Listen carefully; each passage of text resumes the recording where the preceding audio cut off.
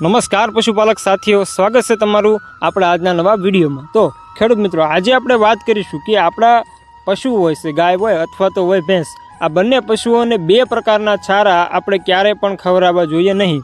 કારણ કે જો આ બે પ્રકારના છારા આપણા પશુઓને ખવડાવવામાં આવે તો પશુ ફેલ થઈ જાય છે અથવા તો દૂધનું ઉત્પાદન ઘટી જતું હોય છે કે ફેટની માત્રા પણ ઘટી જતી હોય છે। એટલે બે પ્રકારના છારા ક્યારેય પણ ખવડાવવા નહીં। વિડીયો આપણે લંબાવવાનો નથી થતો, એટલે પહેલાં તમને કહી દઉં છું કે ફૂગવાળો ખોરાક। હા ખેડૂત મિત્રો, ચોમાસાની સિઝનમાં ઘણીવાર એવું થતું હોય છે કે આપણે પશુઓને ફૂગવાળો ખોરાક પણ ખવડાવી દેતા હોય છે। આપણે સ્ટોર કરેલો હોય એમાં ઘણીવાર ફૂગવાળો પણ ખોરાક હોય।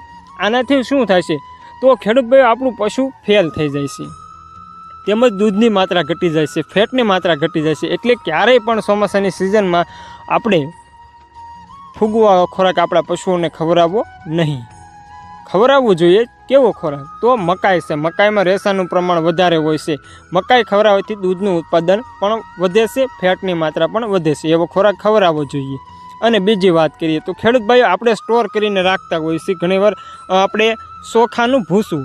તો આ ચોખાનું ભૂસું આપણા પશુઓના શરીરમાં કોઈ પણ પ્રકારના ખાસ એવા તત્વને ઇફેક્ટ કરતું નથી કે કોઈ પણ પ્રકારની દૂધનું ઉત્પાદન કરતું નથી, તેમજ પશુઓને કોઈ પણ એમાં લાભકારી તત્વો હોતા નથી। એટલે આ ચોખાના ભૂસાને પણ ક્યારેય આપણા પશુઓને ખવડાવવા જોઈએ નહીં, જેનાથી આપણા પશુઓને દૂધની માત્રા ઘટે છે।